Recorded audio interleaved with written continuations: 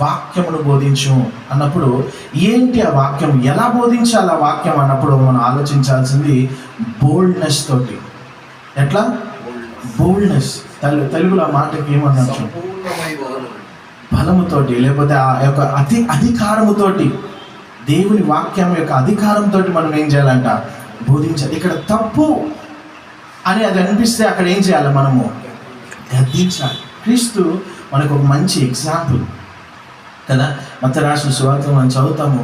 ఆయన ఆలయము ఏమై ఉండిందంట? అక్కడ దొంగలు గుహ వలె మారిపోయింది. చేయవలసిన కార్యాలు అక్కడ జరగట్లేదు. ఆరాధనల కంటే అక్కడ ఏమవుతుంది? ఎక్కువ శాతము వ్యాపారాలు జరుగుతున్నాయి. సంఘము లేకపోతే ఒక ఆలయము పేద ప్రజలను ఆహ్వానించవలసింది బదులు ఆ యొక్క డబ్బులు జరుగుతున్న కార్యాలను బట్టి వాళ్ళ సంఘానికి రాలేని పరిస్థితి జరుగుతున్నప్పుడు ఖండిస్తున్నాడు క్రీస్తు. అయ్యో, ఇప్పుడు వీళ్ళని ఖండిస్తే వీళ్ళందరూ నా మీదకి వస్తారేమో అని ఆయన భయపడలేదు.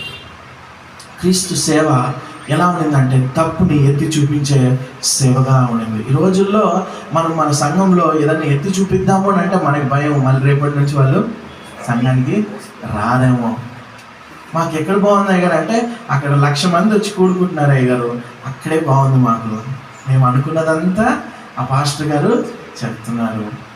అంటే నువ్వు ఏది వినాలో అది వినడానికి ప్రజలు ఇష్టపడట్లేదు. అందుకే సేవకులు కూడా అదే విధంగా మారిపోతున్నారు. కానీ ఈరోజు హెచ్చరిస్తున్నాడు దేవుడు, నువ్వు ఎలా ప్రీచ్ చేయాలంట? బోల్డ్నెస్ తోటి, అధికారముతోటి. దేవుడు అధికారాన్ని మనం పుచ్చుకొని మనం ఏం చేయగలగాలి?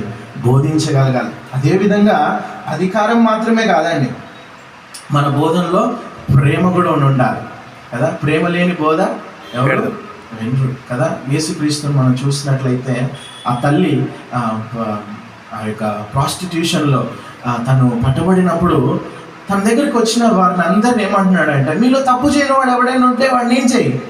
రాయెత్తి కొట్టు.